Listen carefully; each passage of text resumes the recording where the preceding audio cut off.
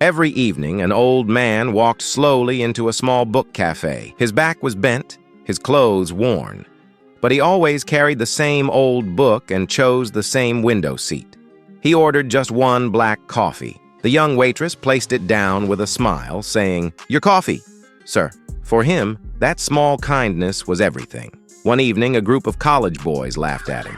"Look at him every day for just one coffee." Another sneered, "Maybe they keep him here out of pity."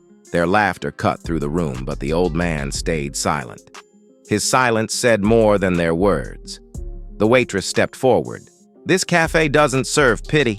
We serve people. If you can't respect that, please leave." The boys muttered and walked out. That night, the manager asked her, "Why defend him? He spends $3, sits for hours, never tips." She lowered her eyes. "I lost my grandfather last year. This man reminds me of him. I can't show kindness to my grandfather anymore, but I can show it to him." From that night, even the manager began leaving him a cookie on the side. And sometimes regulars would quietly leave an extra sandwich on his table. Without knowing it, the old man inspired kindness in everyone. But then, one day, he didn't come. Nor the next week. A whole month passed. His seat by the window sat empty, like a missing piece of the cafe itself. Then one morning, a young man in a suit walked in. "Is there a young woman here who always served an old man with a book?"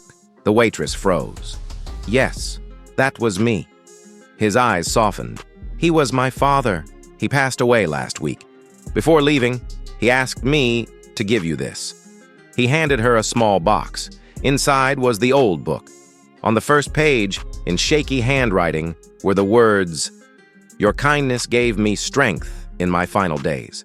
I had cancer, and every smile, every small act reminded me I wasn't alone. Thank you for treating me like family."